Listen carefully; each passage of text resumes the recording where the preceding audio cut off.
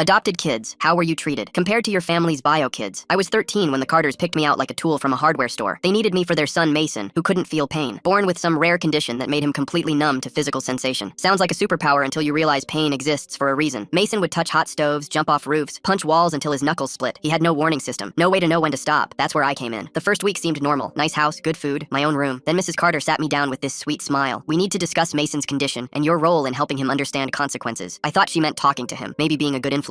I was wrong. When Mason does something dangerous, we need to show him what would happen, she explained. You'll be his teacher. It started small. Mason wanted to know what a paper cut felt like. His mom made one on my finger while he watched. See how she flinches? That's your body saying stop. But Mason didn't want to stop. He was fascinated by this thing he'd never experienced. Every day brought new lessons. Hot water, ice, pinches, nothing that left marks. They were careful about that. The worst part was Mason's genuine confusion. Why does she cry? He'd ask his parents. It's just sensation, right? They'd already gone through 2 foster kids before me. Found my file at the bottom of the pile. The kid nobody wanted. Perfect for their needs. School became my sanctuary. Turns out trauma makes you real good at focusing on anything else. I threw myself into every subject, every club. Teachers started noticing. Mrs. Rodriguez pulled me aside after English class. You're gifted, she said. Have you thought about advanced placement? I wanted those AP classes more than anything, but I knew the Carters would find a way to use it. Make me teach Mason about academic pressure or some twisted thing. So I played dumb. Nah, I'm good where I am. The system escalated when Mason turned 16 and wanted to drive. How will I know if I'm hurt in an accident? He asked at dinner. Mr. Carter looked at me. Tomorrow we'll do a demonstration. That night I lay awake planning. They wanted me to experience a minor fender bender impact, show Mason what whiplash felt like, but I was done being their crash test dummy. The next morning, I had a plan. Mason, I said, want to know what fear feels like instead? His eyes lit up. The Carters exchanged worried looks. Fear is what really keeps people safe, I continued. Not pain, fear of consequences. I spent that whole day teaching Mason about consequences through words, not wounds. Showed him videos of accidents. Had him talk to a paralyzed veteran at the park. For the first time, Mason started understanding danger without anyone getting hurt. The Carters hated it, but Mason was hooked on this new concept. He started asking questions they couldn't answer. Why did they need me to suffer? Couldn't we just use medical books, videos, actual education? Mrs. Carter cornered me that night. You're confusing him. He needs practical demonstrations. Or, I said, finding courage I didn't know existed, he needs parents who don't torture kids. She grabbed my wrist. You want to go back to the group home? Fine, but remember what happened to you there. I thought about those nights. The fear, the helplessness. Then I looked her in the eye. Still better than this. But I didn't get sent back, because Mason had started recording our lessons on his phone. He thought they were educational. Didn't realize he'd been documenting everything. I found the videos by accident when he asked me to fix his phone. Hundreds of clips. 3 years of previous foster kids. All of it labeled with clinical precision. Sarah demonstrates burn response. Marcus shows impact bruising. My hands shook as I opened his laptop. More files. Foster care documents. Payment records. The Carters were getting money for taking special needs cases. Triple the normal rate because of Mason's condition. They'd built a business out of breaking kids. I copied everything to a flash drive. But I knew going to authorities meant foster care roulette again. New house, new horrors. Unless I played this smart. That's when I decided. If they wanted to use me, I'd use them right back. Full story on channel, link below.